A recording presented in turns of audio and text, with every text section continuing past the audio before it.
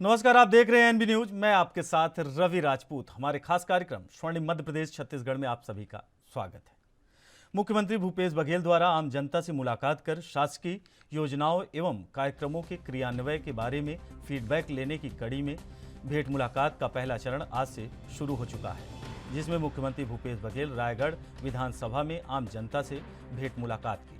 वहीं भेंट मुलाकात के दौरान मुख्यमंत्री भूपेश बघेल आम लोगों के, जनप्रतिनिधियों, सामाजिक संगठनों से चर्चा और राज्य सरकार की विभिन्न जन कल्याणकारी योजनाओं के क्रियान्वयन के संबंध में फीडबैक भी ली।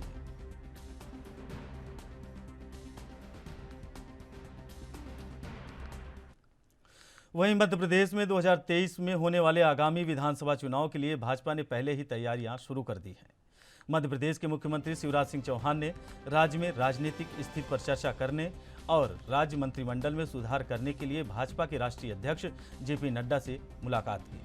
वहीं मध्य प्रदेश में होने वाले 2023 के विधानसभा चुनाव से पहले बीजेपी अब सभी राजनीतिक नियुक्तियों को जल्द से जल्द पूरा करना चाहती है। इसके साथ ही राज्य मंत्रिमंडल में रिक्त मंत्री पदों को भरने की कवायद शुरू हो गई है। राज्य में कैबिनेट विस्तार की हालिया बातचीत के बीच चौहान ने मंगलवार को नड्डा से मुलाकात की, जिसमें राजनीतिक हलकों में अटकलों का दौर जारी है। वहीं पार्टी के शीर्ष सूत्रों के अनुसार नड्डा के साथ अपनी बैठक के दौरान मध्य प्रदेश के सीएम ने उन्हें राज्य की राजनीतिक स्थिति से अवगत कराया और सभी शीर्ष नेताओं की इच्छाओं को बताया। इसके अलावा पार्टी संगठन और उनकी सरकार से संबंधित मुख्य मुद्दों पर चर्चा की।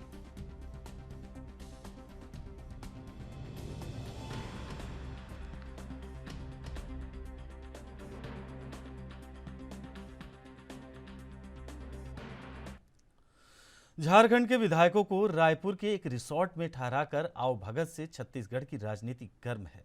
पूर्व मुख्यमंत्री डॉक्टर रमन सिंह ने कहा कि झारखंड के विधायकों को रायपुर लाने तक तो बात ठीक थी, लेकिन सरकारी गाड़ी में महंगी देसी शराब पहुंचाना कैसे जायज हो सकता है।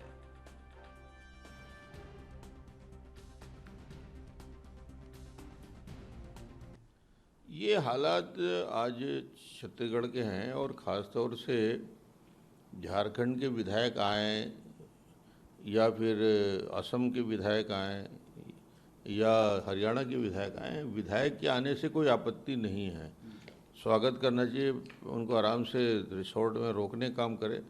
मगर जो कल शो हुआ है और जिस प्रकार प्रदर्शन लोगों ने देखा है कि सरकारी गाड़ी में महंगी अंग्रेजी शराब लेके वहाँ पे गाड़ी खड़ी है, और इस ऐसी घटना से ये समझ में आता है कि आप शराब और शराब की नदी बहा दो, उससे कोई फ़र्क नहीं पड़ता। मगर छत्तीसगढ़ का नाम बदनाम होता है कि सरकार किस प्रकार से विधायकों को यहाँ तक भी सेवा और दूसरे कामों में लगी है। तो एक वातावरण छत्तीसगढ़ में और देश में प्रदेश की प्रतिष्ठा के अनुकूल नहीं बनता। सर, अय्याशी का अड्डा आपने बोला कि अय्याशी ये आज महंगी शराब और बाकी जो सुविधाएं उनको दी जा रही है, मुझे लगता है कि इसके पहले भी जिन मुद्दों को लेकर ये विधायकों को लाया गया है, मुझे लगता है कि विधायकों के ऊपर कांग्रेस का भी और झारखंड मुक्ति मोर्चा के भी नेतृत्व का विश्वास खत्म हो गया है। मध्य प्रदेश की तुलना करने के मुख्यमंत्री जी को बताना चाहता हूँ, मध्य प्रदेश में जब बगावत हुआ और सिंधिया जी जब आए, सारे विधायकों ने अपने पद से इस्तीफा दिया, फिर जनता के दरबार में गए, जनता से वोट मांगा और वोट मांगने के बाद फिर सरकार बनाए। हम इस प्रकार एक ग्रुप को तोड़ने का काम नहीं। सवाल महाराष्ट्र का है। महाराष्ट्र के अधिकांश विधायक नाराज थे और अधिकांश यदि 75% विधायक एक साथ बगावत करते हैं, इसका मतलब कहीं न कहीं उनके बीच की दिक्कत है। और इसमें भी बीजेपी का कोई रोल नहीं रहा, न मध्य प्रदेश में न महाराष्ट्र में। वो टूट कर आते हैं तो उनको सहयोग और समर्थन देने की बात अलग हुई। 2 जगह सरकार बनी है, मगर उसकी तुलना झारखंड से नहीं हो सकती। झारखंड में स्पष्ट करप्शन का मामला है और इसमें कोई राजनीति कहाँ आती है। चुनाव आयोग को शिकायत होती है, मुख्यमंत्री के रहते माइन ले लिया और पद का दुरुपयोग किया, तो ये विषय चुनाव आयोग उसको ध्यान में देता है और चुनाव आयोग रिकमेंड करता है, राज्यपाल महोदय के पास पत्र भेजते हैं कि इनकी सदस्यता निरस्त हो जाए। दुरुपयोग 36 हो ही रहा है, देखो कैसे महंगी महंगी शराब और इस प्रकार के 30,000 40,000 के रूम में ठहराया जा रहा है। एक तरफ तो आप कर्मचारियों को डीए नहीं दे रहे हो, 5 लाख कर्मचारी आज पिछले 7 दिन से आंदोलनरत हैं। दैनिक वेतन भोगी को स्थायी करने की बात है, शिक्षा कर्मियों की भर्ती की बात है, उसके लिए पैसा नहीं है। मगर इस प्रकार के काम के लिए वो चाहे हरियाणा के हो या विधायक हैं तो उनकी सेवा के लिए खर्चा करने की पर्याप्त पैसा है। यदि राज्य के पास इतना पैसा है तो ये कर्मचारियों को भला करो ना, इधर करने से कोई फायदा नहीं होगा।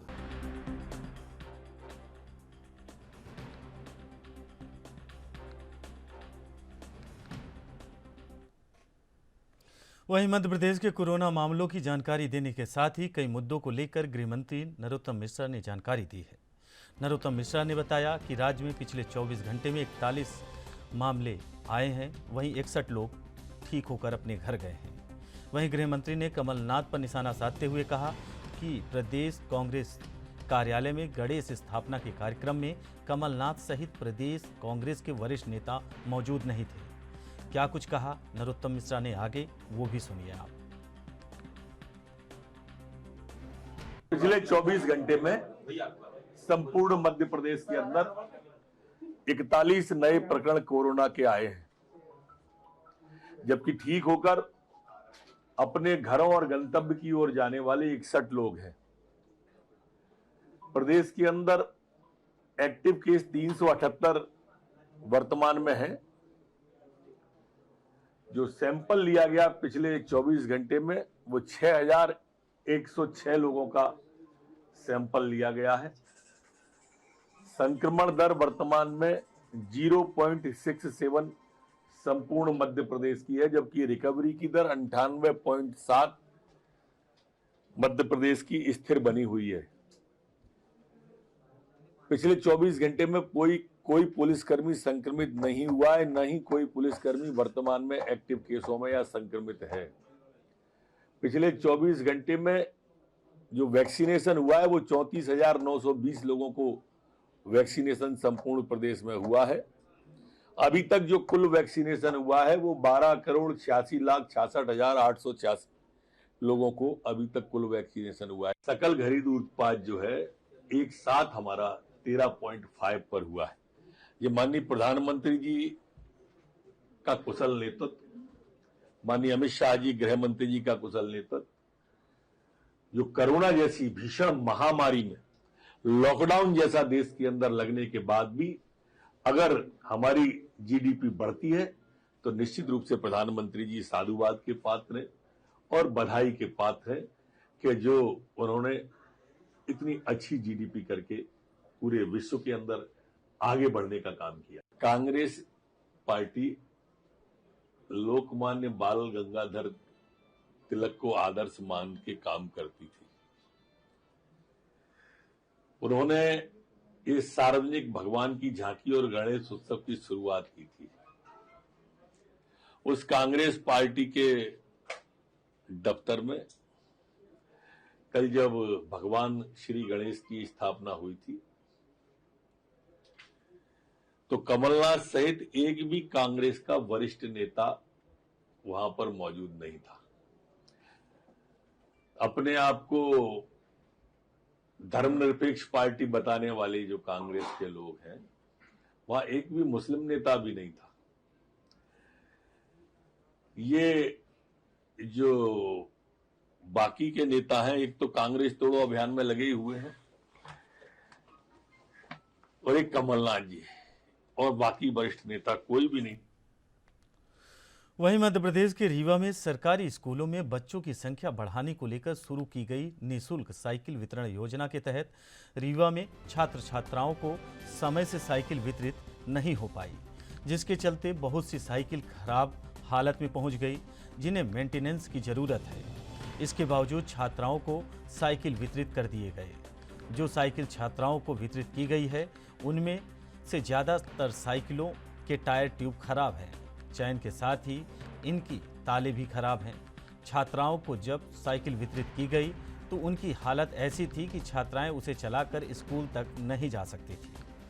इस पूरे मामले को लेकर अपर कलेक्टर शैलेंद्र सिंह का कहना है कि मीडिया के माध्यम से जानकारी हम तक आई है, इसकी जांच कर लापरवाही के खिलाफ कार्रवाई की जाएगी।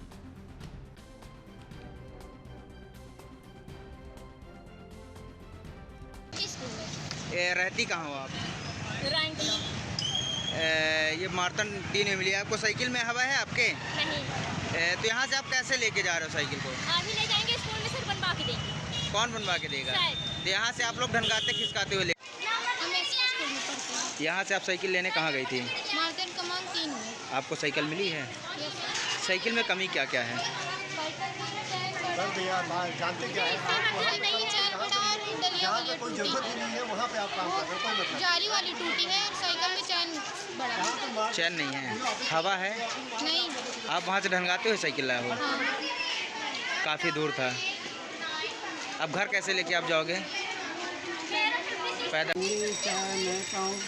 कुछ नहीं है, घंटी नहीं है, ब्रेक नहीं है, जाम ही चलने की नहीं है।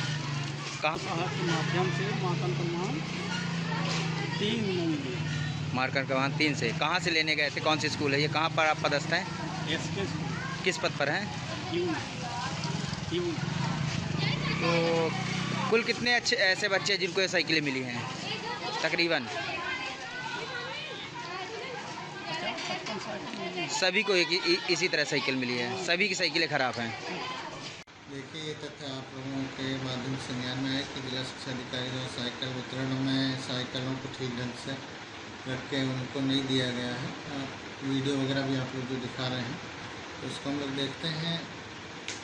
डिप्टी कलेक्टर संजीव पांडे जी हैं, वो उसकी जांच करेंगे और यदि इसमें किसी की लापरवाही पाई जाती है और आपके द्वारा प्रस्तुत की गई शिकायत सही है तो जो संबंधित प्राचार्य हैं उनके खिलाफ और ये जो साइकिल वितरण के प्रभारी जिला शिक्षा अधिकारी कार्यालय में है उनको नोटिस वगैरह देकर इसमें कार्रवाई करेंगे। इस तरह की चीज़ें नहीं की जानी चाहिए। शासकीय योजनाओं का लाभ हितग्राही तक ठीक ढंग से मिलना चाहिए और वो सब मिलने वाली सामग्री भी गुणवत्तापूर्ण होनी चाहिए। यदि कोई इसमें किसी ने विसंगति की है उसको समझे।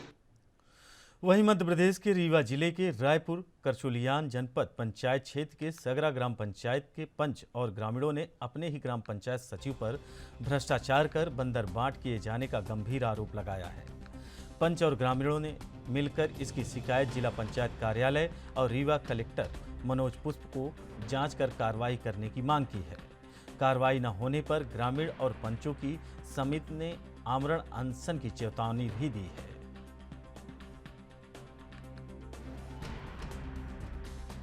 क्या शिकायत है आपकी? मेरे बाबा का खाता फर्जी खोलकर यूनियन बैंक में था। श्री दत्तन प्रसाद मिश्रा, उनका यूनियन बैंक सगरा में था खाता। फर्जी सेक्रेटरी साहब खोले हैं रीवे उनका, उससे 9,000 मध्यांचल बैंक में 9,462 रुपये निकाल लिए। जिससे कितनी बार ऐसा हुआ? बहुत बार हो चुका, सबके साथ ऐसे करते हैं। शिकायतें कहाँ से हुई?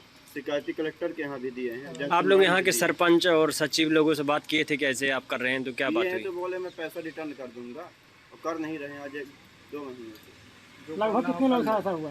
हैं? लगभग कितने लोग ऐसे होंगे? बहुत सारे जो पूरा प्रूफ रखा है उनका। कौन सी पंचायत है ये? हैं? कौन सी ग्राम पंचायत सगरा, जनपद जनपद रायपुर है।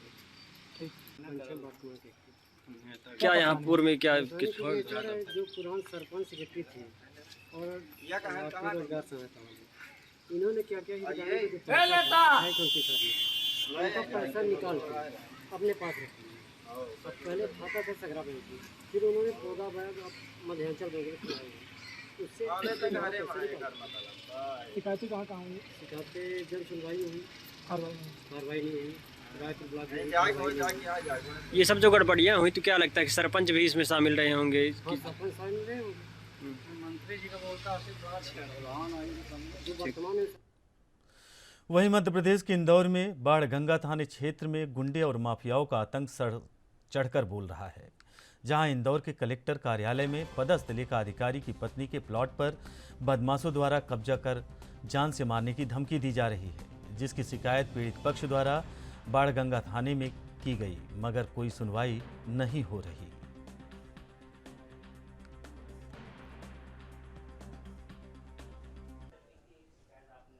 मैंने शिकायत बाणगंगा थाने में दर्ज कराई है। 10 भी लोटस पार्क कॉलोनी में मेरा प्लाट है, 2013 में मेरी माताजी ने वो प्लाट लिया था और 2017 में वो प्लाट की रजिस्ट्री मैंने अपने नाम कराई है। तब से वो गुंडे जो उदय ठाकुर है, चेतन, जोगिंदर और कविता है, उन्होंने मेरे प्लाट पर अपना बताते हुए नकली रजिस्ट्री कर दी है उस प्लाट की, और जबकि असली मालिक मैं हूँ, क्योंकि वो प्लाट 2010 में श्वेता भट्ट ने लिया था। श्वेता भट्ट से माताजी ने लिया था 2013 में। 13 के बाद 2017 में रजिस्ट्री मैंने अपने नाम कराई थी। वो बाणगंगा थाने वाले पुलिस वाले जगन्नाथ शर्मा और कई लोग हैं जो गुंडों का साथ दे रहे हैं। मैंने DIG वगैरह को, सारे जितने भी प्रभारी लोग हैं, कमिश्नर है, उनको शिकायत की है, पर उनको गिरफ्तार नहीं किया जा रहा है। और डिस्ट्रिक्ट कोर्ट से और हाई कोर्ट से उनके नाम के वारंट निकल चुके हैं, लेकिन पुलिस तामील करके उनको कोर्ट में सज़ा नहीं दिला रही है और न वो कोर्ट में उपस्थित होते हैं। तारीख पे बार बार वो तारीखों को आगे बढ़ा देते हैं और काफ़ी परेशान करें। हमारे प्लाट पे हम बनाने जाते हैं, जबकि मेरी खुद की बाउंड्री वाल उस पर करी हुई है, तो हमको जान से मारने की धमकी कहते हैं। बोलते हैं हमारा यह प्लाट आपका नहीं, हमारा है। जबकि बाणगंगा थाने में पुलिस वालों ने उसका फरारी का वारंट भी पहले 5,000 का इनाम घोषित किया था उदय ठाकुर पर, और उसके बाद भी वो गिरफ्तार नहीं हुआ और अभी भी घूम रहा है और पुलिस उसको गिरफ्तार नहीं कर रही है। और काफ़ी हम लोग परेशान हैं, इसलिए हमें न्याय दिया जाए और हमारे पक्ष में जो हमारा प्लाट है उसको बनाने की हमें अनुमति दी जाए। अधिकारियों के पास गए थे, उन्होंने किस तरह का अधिकारियों ने आश्वासन दिया कि ठीक है, उनको गिरफ्तार करके जेल में डालेंगे और आपका प्लाट है आपको दिलाएंगे, लेकिन वो गिरफ्तार हो ही नहीं पा रहे हैं। और जब भी थाने पे जाओ तो बोलते हमको मिले ही नहीं है, फरार हो गए हैं।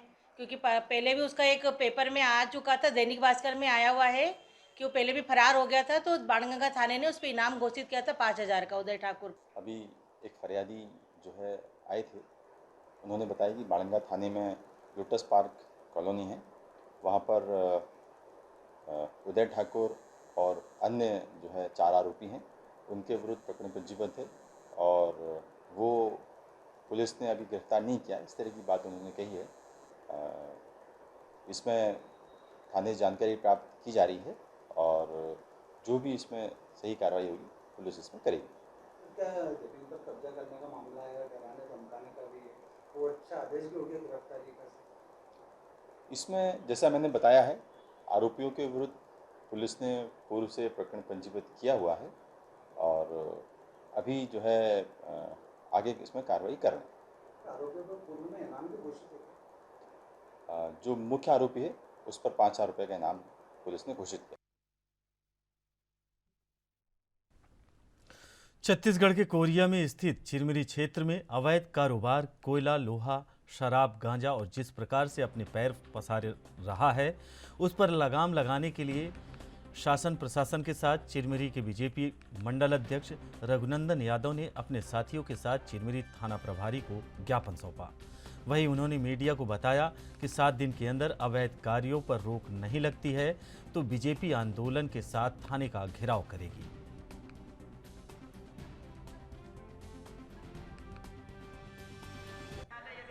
आज हम लोग भारतीय जनता पार्टी चिरमिरी मंडल के और जिला के जो भी पदाधिकारी हैं, सभी लोग आज थाना में आकर चिरमिरी में चल रहे अवैध कारोबार जैसे कोयला है, लोहा है, गांजा, भांग, सट्टा है, इस सब को लेकर ज्ञापन दिए हैं और मैं थाना प्रभारी से निवेदन किया हूँ कि आप इस सब को अतिशीघ्र बंद करवाएं, नहीं तो हम लोग एक सप्ताह के बाद धरना प्रदर्शन और बिल्कुल भारतीय जनता पार्टी।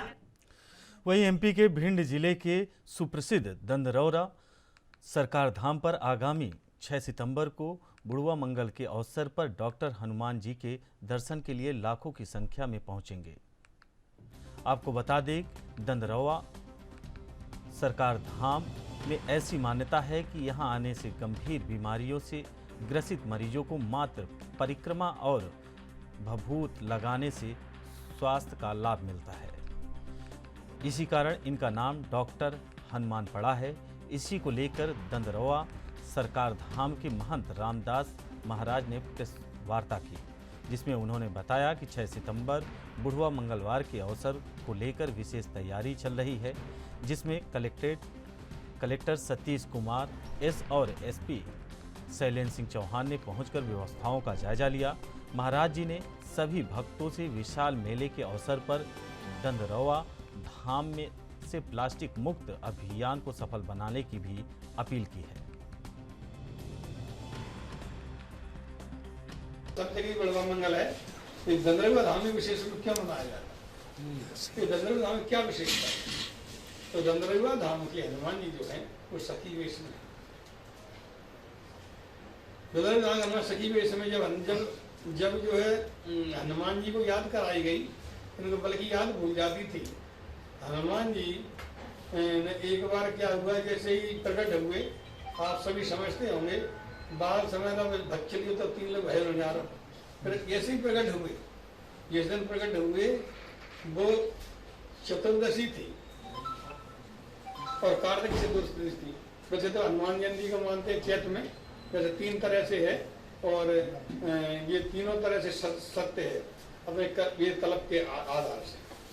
लेकिन यहाँ अयोध्या धाम में जो मनती है वो कार्तिकी मनती है। उस दिन जो है चतुर्दशी, जिसको रूप चतुर्दश बोलते हैं, नरक चतुर्दश बोलते हैं, जो छोटी दीपावली होती है उस दिन हनुमान का प्राकट हुआ। पूरा पुलिस प्रशासन का अमला जो है, कलेक्टर साहब, मैं स्वयं और जो वहाँ के ट्रस्टी वगैरह थे, हम लोगों ने अभी परसों के दिन वहाँ पे एक पूरी मीटिंग ली थी और उसमें पूरा क्षेत्र है उसको देखा था। विभिन्न जगहों से जो लोगों की आने की वहाँ पे रास्ते रहते हैं उनका भी सारा अवलोकन किया गया। उसमें कहाँ तक लोगों को अलाउ करना है, कहाँ पैदल आने वाले रहेंगे, कहाँ तक गाड़ियाँ आएंगी, ये सभी जगह निर्धारित की गई हैं। पार्किंग के स्थान निर्धारित किए गए हैं। साथ में इस वर्ष जो देखा जा रहा है सभी जगहों पर कि त्योहारों में और इस तरह के समारोह में जो लोग हैं वो, क्योंकि 2 साल से कोरोना रहा है तो इस बार काफ़ी भीड़ जो है वो आ रही है और यही उम्मीद हम लोग भी इसमें कर रहे हैं।